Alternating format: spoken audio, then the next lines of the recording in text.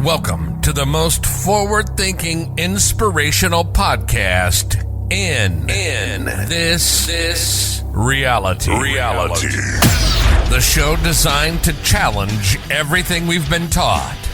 If you've ever felt there had to be more to life, more to existence, then you're listening to the right podcast. Time to open your mind and dive in. This is the Mental Mastery Alliance podcast. And here we go. Ladies and gentlemen, welcome back to the Mental Mastery Alliance podcast. Today, I want to have a little bit of fun. Fun, he says. I want to have a little bit of fun talking about toxic parent-child relationships. We've all lived through, you know what, maybe we haven't all lived through some, but I certainly know that in my ethos and through the people that I know and through my own experiences, this toxic parent-child relationship thing is massive. And I've heard this through numerous people I've worked with, people I've chatted with, connected with, other coaches, people that are certainly in the healing realm. There's a lot that they're overcoming, that we're overcoming. And I find it absolutely fascinating how many similarities there are between what I went through, what I'm going through, how I choose to view what I choose to view, and the motivating factors behind why I'm doing what I'm doing. Connected to the amount of other people in a similar position as me, energetic healers, fifth dimensional seers, etc., etc. Am I a shaman? Am I a guru? No, I'm just a dude with a beard that has an idea and a voice that he chooses to use to I want to say convey the idea, but it's not. One of the biggest truths about having a podcast is I get to sit here, and as I'm recording this, 95% of the shows, or maybe less than that, maybe let's say 80% of the shows are me. Solo moi, solo dolo. Just talking into a microphone. And of course, we get the feedback and the comments and the messages and the emails and the DMs, and I love all of that. But as the time that I'm recording it, it's just me doing essentially a brain dump. I don't have anything written out. I don't have any, I guess there's no pattern for me to follow. There is an idea that leads to words that leads to other words. I had a friend of mine ask me once, how do you do that? How do you just jump from topic to topic? And I said, well, I'm thinking about what I'm about to say next while I'm saying what I'm currently saying. And apparently that confused a few people. So if you don't have that ability, or if you do have that ability, let me know. I'm curious to know about that demographic. However, let's get to the juicy, beefy, meaty matter at hand. This is the toxic parent-child relationship episode. Your childhood can explain your patterns without being allowed to become your permanent identity.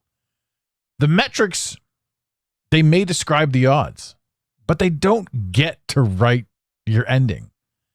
And I love that because there's so much more that you can do when you kind of know where you're coming from, and that your experiences aren't uniquely yours. And what I mean by that is, yes, your experiences are uniquely yours, but the grand pool of experiences, there are myriads of variations, but it's essentially a group experience.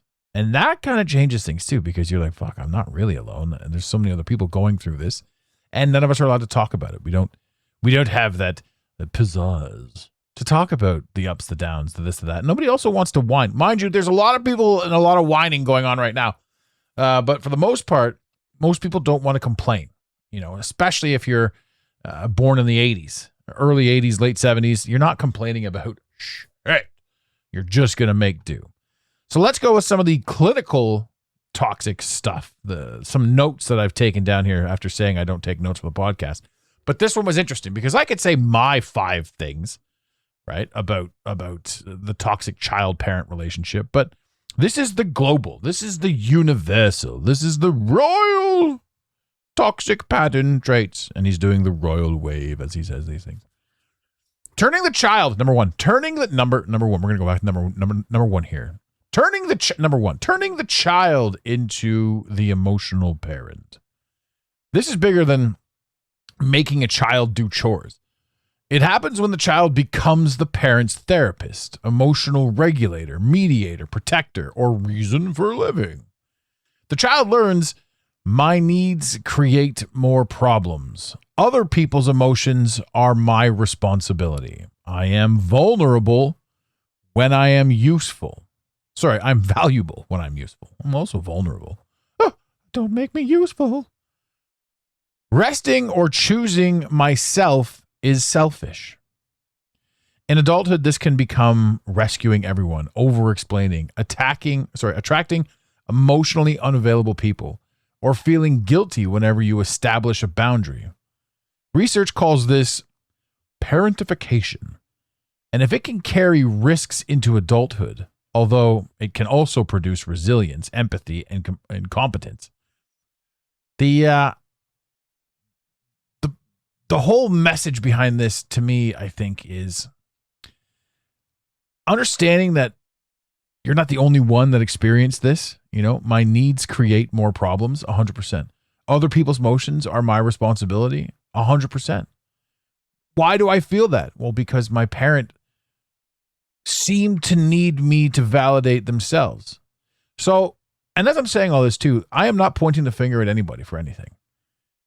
My life, if you want to go with the soul contracts, was well designed before I got here. And every single thing that I'm doing, that I'm aware that I'm doing, I know is happening for me. The universe is here to help me get done that which I need to get done. And so for me to say this isn't what I wanted, it would be a false statement, because for me to understand what I want would be to ruin the surprise. I may think I know what I want, but I'm here to get the lesson. It's much like marketing. I do marketing. People hire me for my understanding and comprehension of what the market bears, of the message that I can create to generate new business, as opposed to beating a dead horse type of thing. So when a client hires me and then tells me what to post, I'll take it with a grain of salt, because I'll be like, okay. But remember, you didn't hire me to tell me what to do. You hired me because of what I know that you don't know.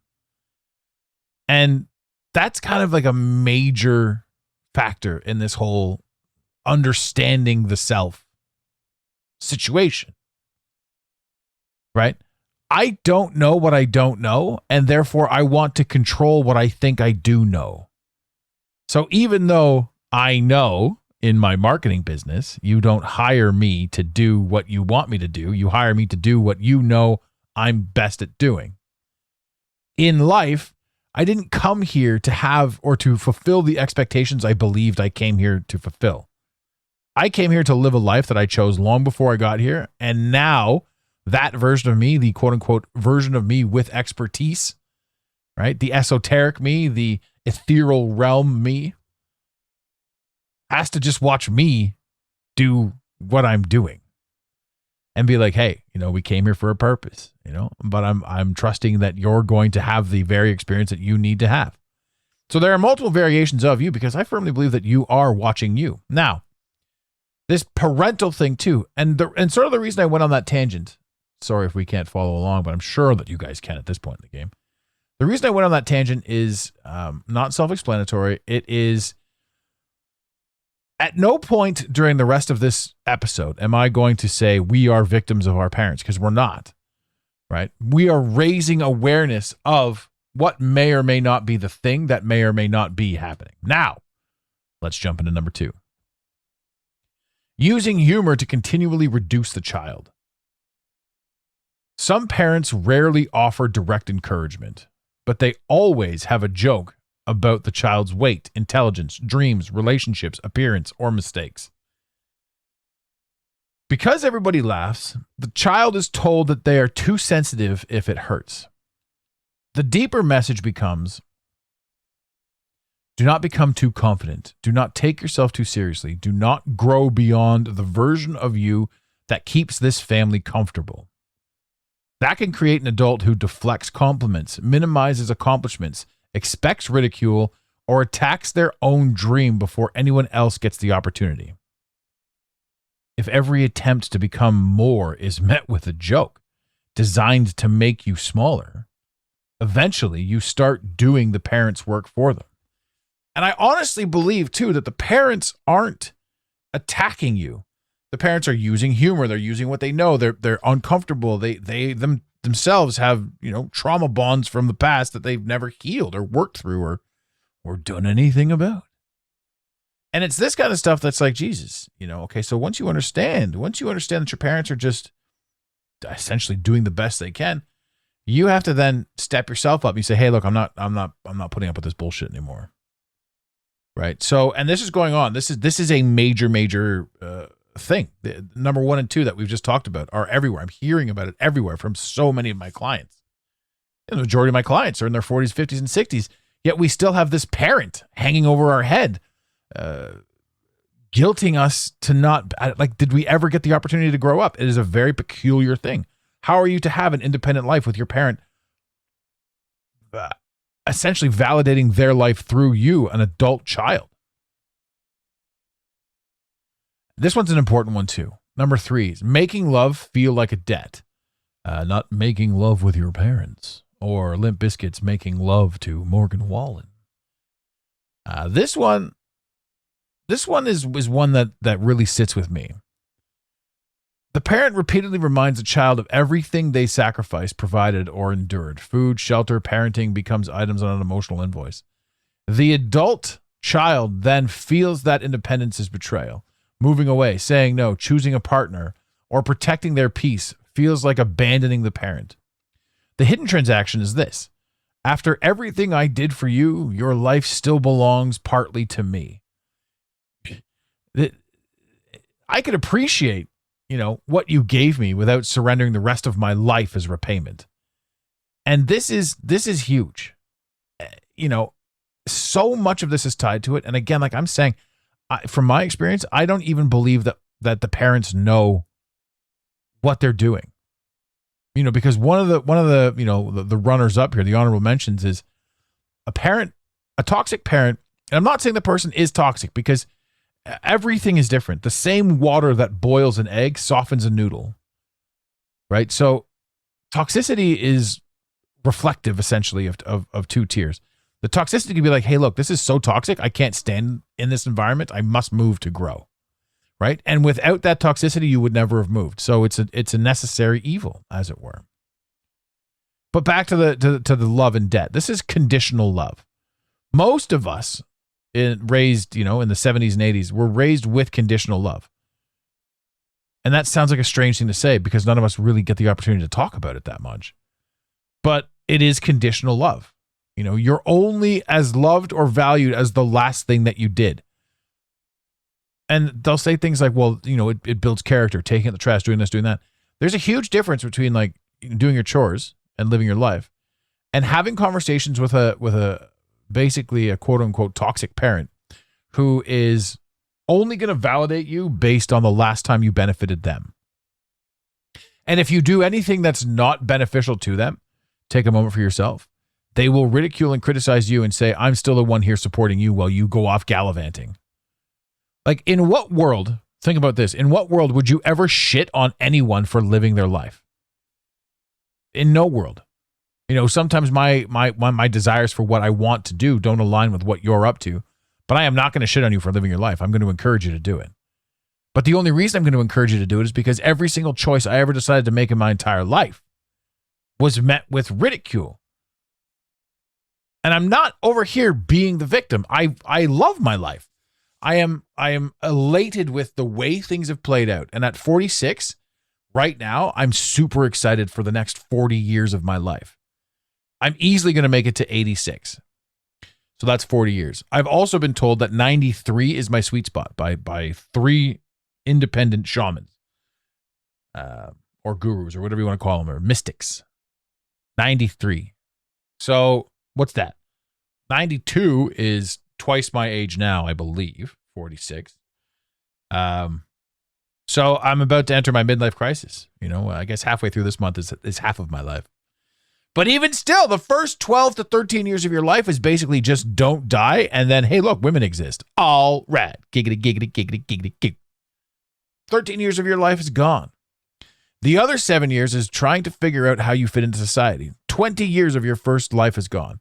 Then 20 to 30, you're trying to do everything that you're supposed to be doing and raising a life and building a thing. So that's 30 years of your life where you're still trying to figure your shit out. The longest story I've ever, the greatest truth I've ever been told is that life doesn't begin until 40. Everything else is a practice run. And so now I sit here at 46, having done 6 extra years because I'm a slow learner. But my life truly began at 40. Absolutely. This version of me truly began at 40. And there were so many incantations I had to go through. I lived, I learned, I grew. The quote unquote toxic parent dynamic that we're talking about here forced me to earn because I believed at the time that all I was valid for was earning, was money. And that was the illusion. And so earlier on in my life, I had all the money in the world and nobody to share it with and nobody to talk to about it. And some of it was ill-gotten, you know. But the life was everything I was told to have, and I was at my utmost miserable. But that was the motivating factor. Do all these things and you'll be validated by your parent. And it's not just one parent. I had dual toxic parents. I believe that both my parents were narcissistic, and the fact that they broke up was because they couldn't peacock in front of each other anymore. Now, if my mother decides to listen to this episode, or my aunt, hello, Barb, I know sometimes you listen. It's nice to have you. Always a pleasure. This message can get back to her because of the dynamic between us, she would denounce it. She would not listen to it. She would not want to hear it because she's not willing to accept any other version of truth that is anything other than her own. And I'm not saying that my truth is an absolute truth. I'm saying my truth, however, is my perspective. And 2 grown adults can sit down and say, your perspective is this, my perspective is this. Let's meet in the middle. Let's talk about what and where and who and how and why we are the way we are. But toxicity doesn't allow for that. Again, not a knock, not a shame, not anything. Because these people, our parents who may be toxic towards us, are frail in the real world. They worry about other people's opinions. They have their own downfalls, traits, and fears. I don't have kids, so I don't know what it feels like to stand on top of them and be like, I brought you into this world, I can take you out. That's a joke, ladies and gentlemen, by the way. That's not a threat. These are the things that we heard growing up in the 80s. Yay. Come home when the lights are on. And not the blue lights either. We had natural, normal yellow lights. Toxicity of my city, Yo, writings on the wall. Number 4, ladies and gentlemen. And we're only doing 5 here, so this is the penultimate one. Competing with the child instead of celebrating them. This is extremely subtle. The parent may support the child while they are struggling, then become dismissive, critical, jealous, or strangely absent when the child begins succeeding. 1,000%. They may redirect attention to themselves, diminish the accomplishments, warn that it will not last, or suddenly manufacturing a crisis. It's wild how notorious that runs through everything. Like when everything's going really good, there's always this ominous undertone of fear that comes from my mother. And I understood that as a child, that I can't let things get too good or the other shoe will drop. And in doing so, I created that environment because numerous times in my life that took place. And numerous times in my life, I look back and I say, these are the only things that I can focus on right now. Like I don't have the ability to look around and just see how much beauty was truly bestowed upon me because I'm so hyper-focused on what I'm missing out on, what I'm fearing, what I'm going to lose, what happens if things get too good. Why on earth would I sign on for a trauma bond like that? Soul contracts. I'm Carolyn Miss. Could you come on the podcast, please? I know you don't do it too often, but we're getting bigger, and we would like to have you with us. Carolyn Miss. Soul contract.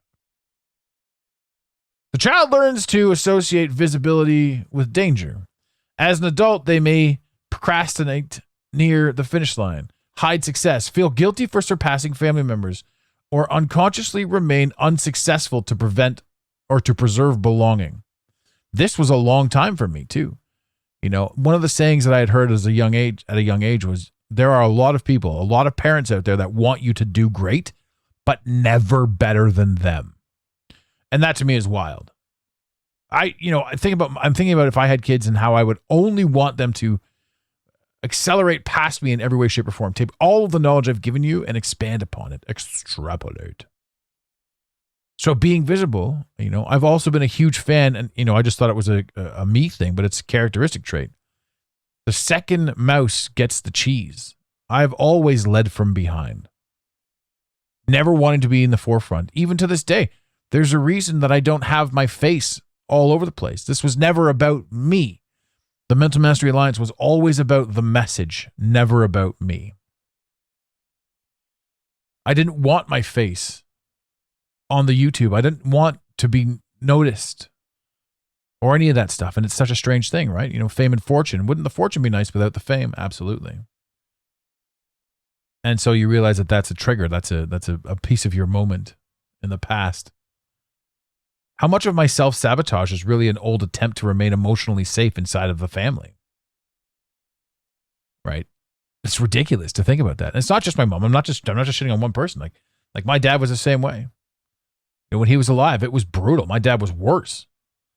And again, it sounds like I'm complaining. I'm not complaining. I'm becoming aware, and when you do become aware, you see your triggers, you can smooth things out.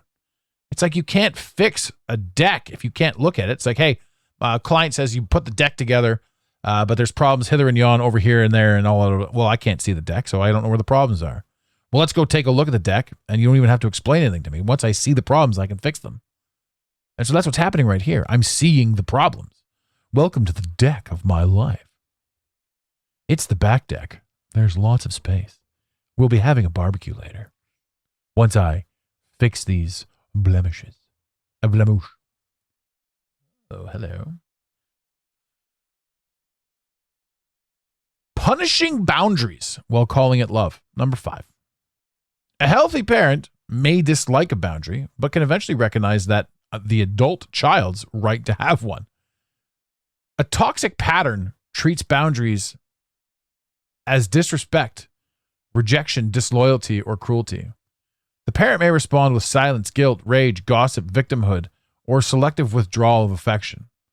The adult child is trained to believe that peace is only possible when they surrender.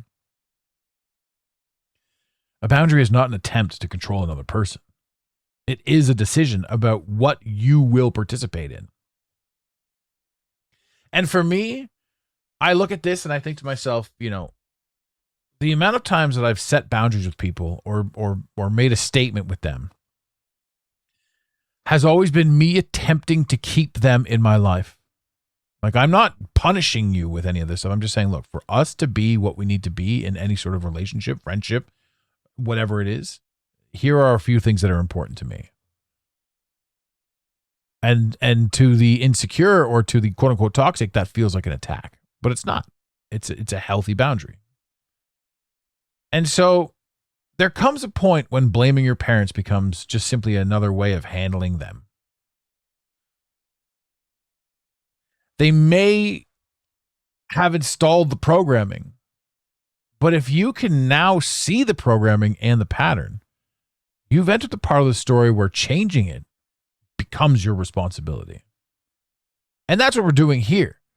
If this one raised a little bit of awareness for you guys and for your life, we've got a ton of people out here that need coaching and in this economy can't afford coaching. So the podcast is now the best thing I can do to be like, hey guys, here's a group shot of what we're doing, what we're up to, how it all plays out. And what we need to do is find a way to offer more similar experiences, stories, shared connections, so that people really, truly do understand that their experience isn't unique, and that they can share their experience with others, understand what's happening, amalgamate information, and make better decisions for your life, ones that make you happier. Depression and anxiety is all about perception. And getting past it is massive. And that's where we're headed with this one. So I look at all these things and I think about my toxic parents and my childhood, my this, that, and the other thing. And yeah, my mom's a bit of a retard from time to time, but she also has a heart of gold. And is that me defending my upbringing? Well, no, not really, because her and I got into a fight a long time ago and we didn't speak for 10, 15 years. And then you think to yourself, well, is that wise? Is that right? Well, no, because I want a relationship with my mother. I want to understand my lineage, where I come from. Does that mean I have to be around 24/7? No. Does that mean that with or without me, she'll be fine? Yes, 100%. You don't have to forever listen to those who you feel altered your experience. And remember, there's nothing, truthfully, that altered your experience, because this is the experience. And the desire to not want to have had this experience is part of the experience. And so people will say, well, I didn't want this terrible thing to happen to me or that terrible thing to happen to me. And this is what a soul contract is. Apparently the story goes, you've got 9 lives, a nine go around of understanding. So there are 9 trips through this realm. And that is matched up with a million different stories and lore and all that sort of stuff. I mean, even think about cats with 9 lives, right? So whatever happens to you in this life, like say, one of the things that people had talked about was obviously the celebrities and the adrenochrome and all this sort of stuff. And some people will say, well, how could that be a thing? Right. And then other people will say, well, they're now raising awareness, because without them doing these dastardly things, we wouldn't become aware of certain things. So in the go-round, the grand scheme of go-rounds, one could say, in this incantation, in this life, I want to be the elite. I want to know what it's like to live that lifestyle, to understand that. I want that experience. And so to have that one experience of all of these things, you have to sign on to a short life where you're, a tortured child. If you feel that as an elite, you want to, have a tortured soul and do all the things, you have to then be the victim of your own actions in a different lifetime.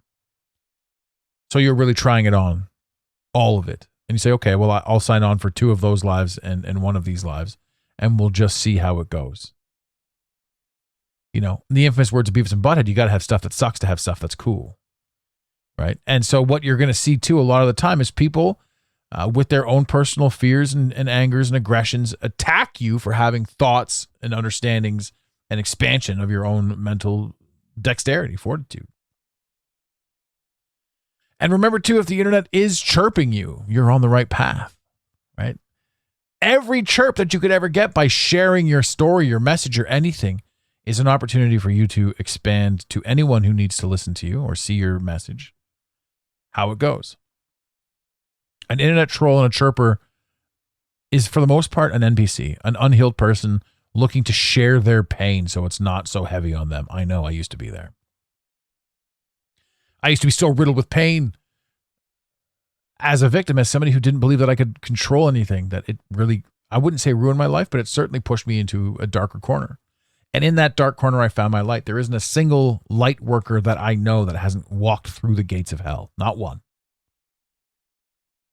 So I wouldn't change the past whatsoever. I am happy to become aware of it and to understand it. And ladies and gentlemen, if any of this episode touched a chord with you, hit us up, info@the Mental Mastery Alliance. There's a lot that we're doing on this front. And if we can help you understand your life or help you achieve your goals a little bit better, let us know. We want to. Hit us up, info@the Mental Mastery Alliance. Send us a text, 647-338-1265. Have your voice heard. Call, leave a voicemail.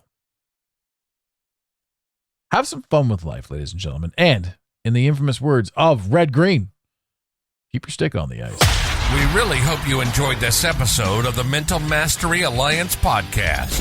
Stay connected with us directly through the mentalmasteryalliance.com. You can also join the discussion on Instagram at instagram.com/the Mental Mastery Alliance. Let the team know you're listening by using the hashtag TMMA or tagging us at the Mental Mastery Alliance. To have your voice heard on the show, leave a voicemail or send a text to 647-338-1265. Long-distance charges may apply. If you love us, leave us a review. If you hate us, you spend your time in weird ways, but also leave a review. Every review on iTunes tickles the algorithm, helping us grow. Until next time, unity over division. This concludes the most surreal portion of your day. You got it, Pontiac.